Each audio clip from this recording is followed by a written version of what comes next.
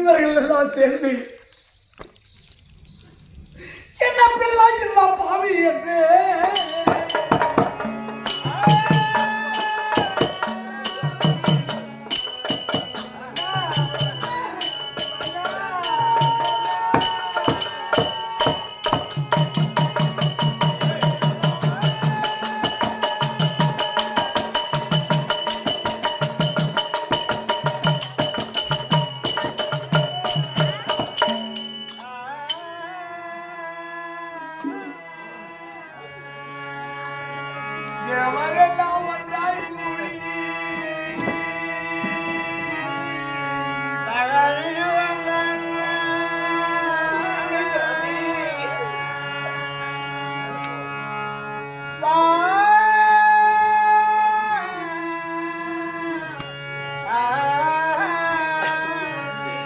தேவரெல்லாம் ஒன்றாய் கூடி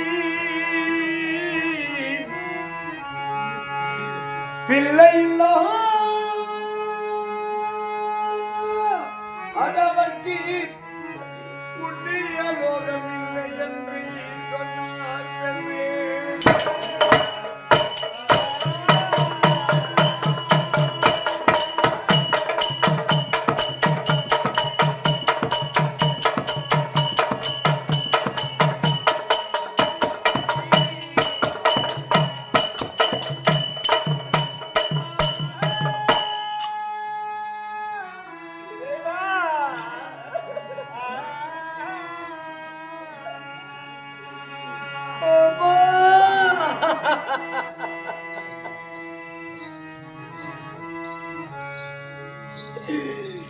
ஏழம்மா இந்த உலகத்தில் என்ன பெற்று அனாதையாக விடுத்துவிட்டு தேவ நாட்டிலே முனிவர்கள் எல்லாம் ஒன்றாக கூடி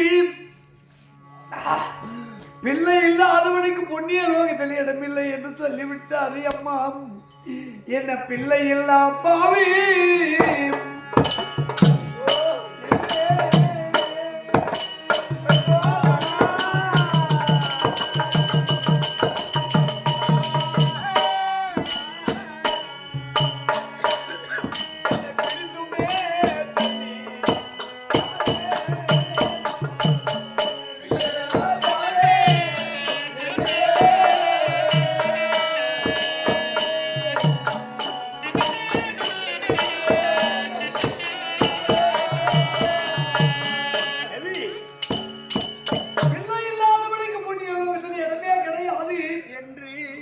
சொர்க்கமும் கிடையாது, உனக்கு நரகம்தான்.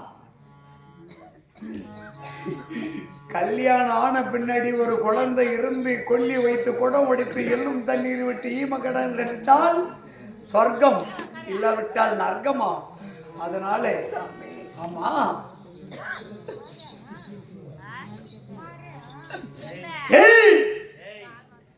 கெக்க புக்கிய ஆமா நான் மட்டும் தெய்வ நாட்டுக்கு சென்று தேவநாட்டிலே சென்று அங்கிருந்து வந்தேன். உனக்கு முகமாட்ட வந்தேன்.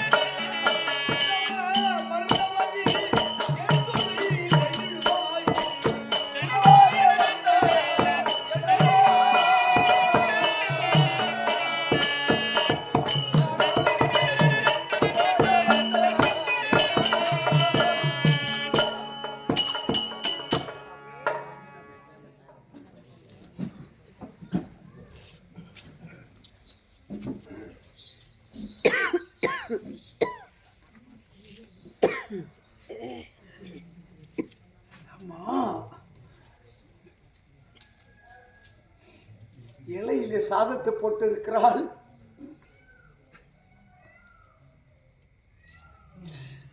சாதமெல்லாம் அப்படி இருக்கிறது.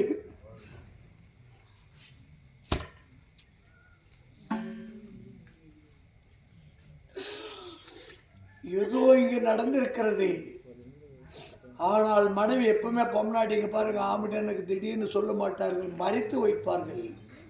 அது பேர் என்ன தெரியுமா? மறைப்பொருள். மறைத்து வைப்பது மறைப்பொருள். என்ன திடீரென்று சொன்னால் கணவனுக்கு கஷ்டம் வந்து விடுமே என்று மறைத்து வைத்திருக்கிறார். திடீரென்று எப்பவுமே பொம்னாட்டி சொல்லக்கூட, சொன்னால் கணவனுக்கு கஷ்டம் வந்துவிடும். அதனால் என் மனைவி எனக்காக பயந்து மறைத்து வைத்திருக்கிறாள். அண்ணன் எல்லாம் அப்படி. ஏமா அம்மா, இது என்ன? இது சாதும் மன்னா, நான் என்ன சொன்னேன் உனக்கு? வரக்கூடிய யாழை எழுவோருக்கு தானே சோறு போட சொன்னேன். எடுத்து இங்க நாய்க்க போட சொன்ன. எதுக்கு போட்டு வச்சிருக்கீங்க? மக்களுக்கு, வரக்கூடிய மக்களுக்கு, பசின்ற மக்களுக்கு எப்பவுமே பெண்கள் பசி என்று சொன்னால் சோறு போட வேண்டும், பசி ஆத்த வேண்டும். அங்கேயே வைத்திருக்க. ஏமா வந்தரே சொல்வேன் கேளா,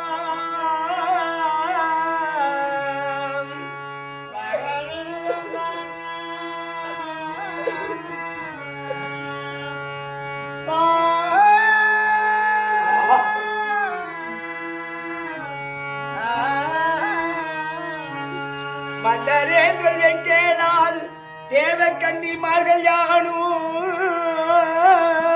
தேவநாட்டிலே இருந்து மன்மமா மங்கையானும் பருதி என்ற முள்ளோ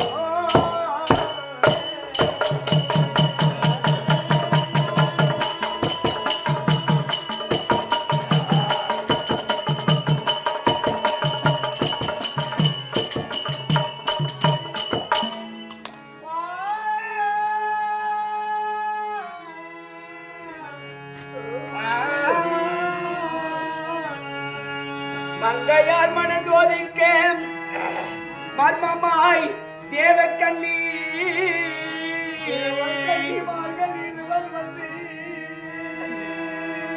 அங்கமோ பதறுதையாம் அடியாடும் என்ன செய்ய?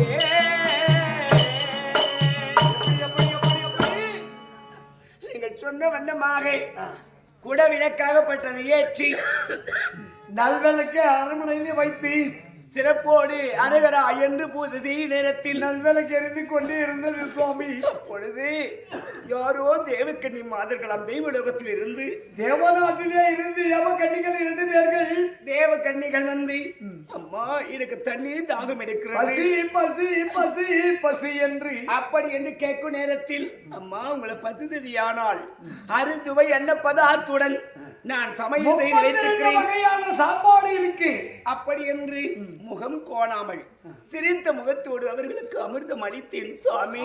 போட்டே இல்லையா? அளித்தேன். அப்பொழுது சிவபெருமானை வணங்கி உணவு அருந்துகள் தாயே என்று கேட்கும் நேரத்தில், அம்மா நாங்கள் கேட்டுக்கணும் சொல்லுவோம். நாங்கள் உணவு அருந்த நேரத்தில் உணவு சாப்பாடு சாதம் சாப்பிட வேண்டுமே. அந்த இடத்தில் ஒரு குழந்தை அமரை வைத்து அந்த குழந்தைக்கு ஒரு வாயும் நானும் 2 பேர்களும் அங்கு நன்றாக உணவு அருந்து விட்டுத்தான் சந்தோஷமாக இருப்பேன் தாயே என்று நான் குழந்தை இல்லை என்று உடனே என்னை கொண்டு என்றும்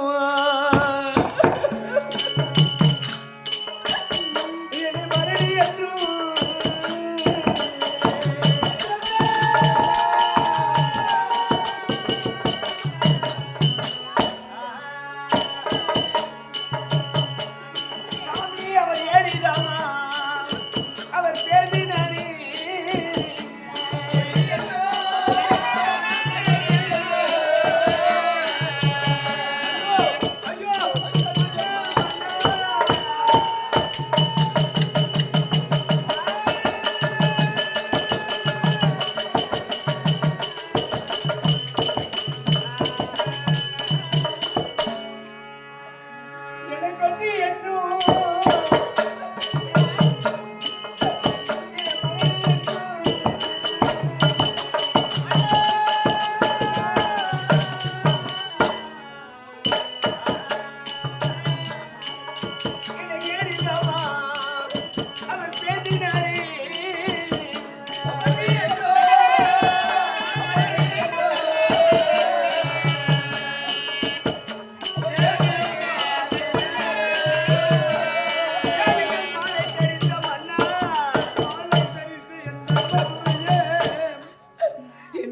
வகையில் பிள்ளை இல்லாதவர்கள் வீட்டில் எப்போது நம்ம புசித்ததையானால் அது புழுகுக்கு சமானம். புண்ணியலோகத்தில் எங்களுக்கு இடமில்லை என்று என்னை அந்த சாதம் எல்லாம் தலை மீது அடிது போட்டுவிட்டு அவர் போட்டு பட்டார்கள். சுவாமி என மைந்தான் எல்லாம் என்ன பாவி என்று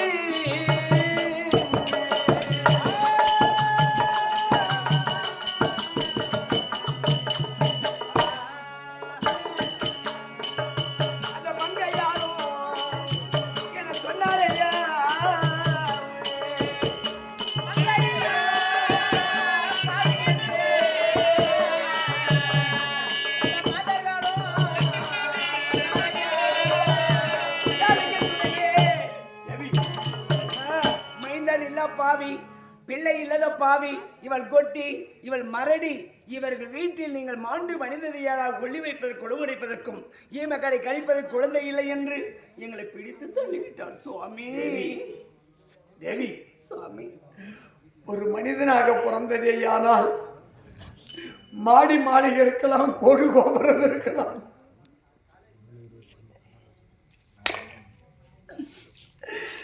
தாராளமான சொத்து இருக்கலாம், அண்ணன் தம்பி இருக்கலாம், சொந்த பந்தம் இருக்கலாம். இந்த உலகத்திலே சிறந்த செல்வம் என்ன செல்வம் தெரியுமாங்க ஐயா? பிள்ளை செல்வம் தான் ஐயா பெரிய செல்வம். அப்பா எங்காவது ஒரு வீட்டுக்கு போனீங்கன்னு வச்சுக்கா, குழந்தை எத்தனைங்க, கல்யாணம் ஆயிடுச்சா, குழந்தை எத்தனைங்க, ஆண் குழந்தை எத்தனை, பெண் குழந்தை எத்தனை, குழந்தை செல்வம் தாங்க இந்த கோடி கணக்கில் இந்த உலகத்தில். தேவி, நம்ம கேட்டு வந்த கொடுமை எப்படி தெரியுமா? எப்படி மன்னா நம்மளுக்கு கொல்லி வைக்க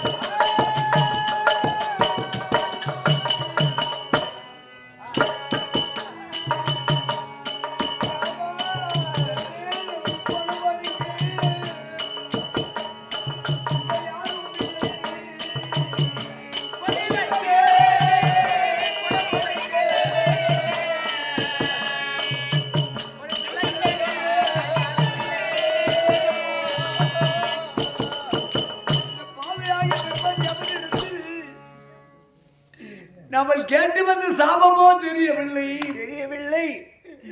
ஏம்மா நம்மளுக்கு கொல்லி வைக்கவும்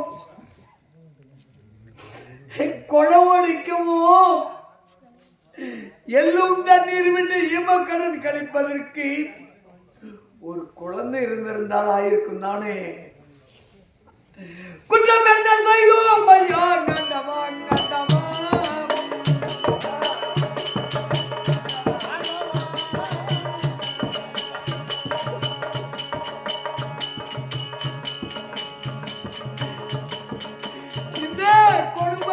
நாட்டிலே அண்டவா அண்டவா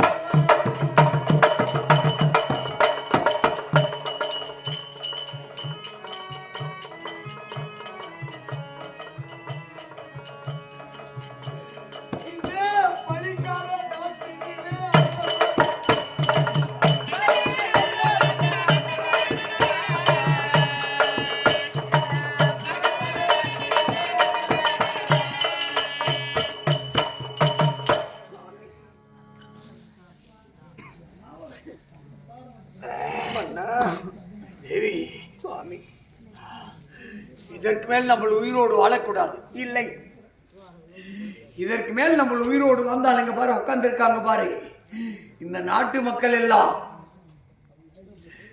மிருகண்ட ஐயரும் இந்த அம்மன் என்ன பாவத்தை செய்தார்களோ பாவிகள், பிள்ளை இல்லாத பாவிகள்.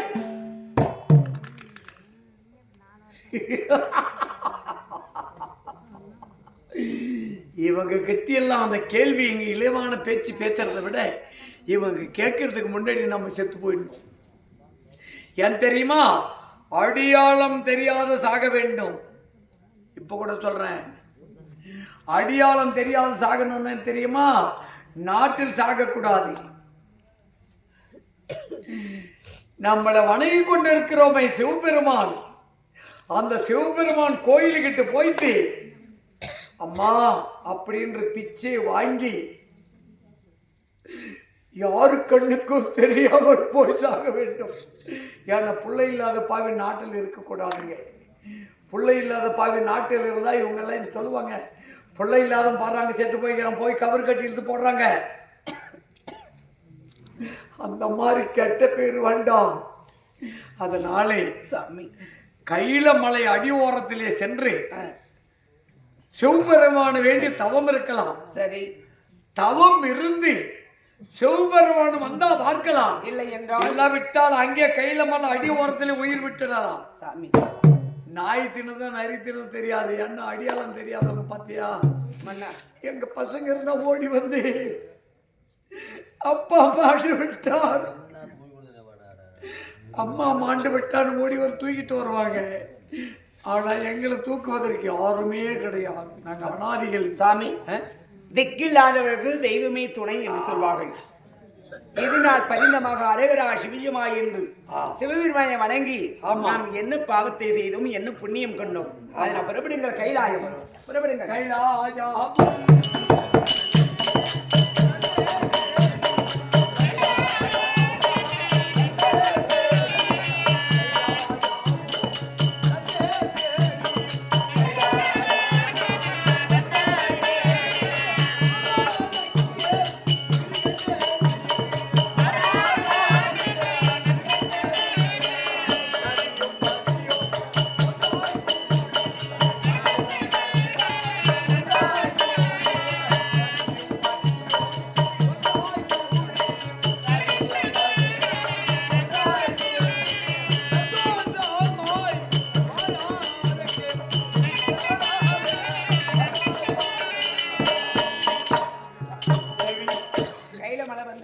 கைலமலை அடி ஓரணும். கைலமலைக்கெல்லாம் ஏற முடியாதுங்க, வயசாகி போச்சு, 60 வயசு. கைலமலைக்கு ஏறணும்னா இங்க பாருங்க, வாலி வயதா இருக்கக்கூடியவர் தான் கைலமலை அந்த பாறைமலை ஏறி நடக்க முடியும். நம்மளுக்கு வயதாகிவிட்டது. அதனால அடி ஓரத்திலே உட்காரலாம், உட்கார்ந்து ஆண்டவனை வணங்கலாம். ஆகட்டும். சம்போ சங்கரா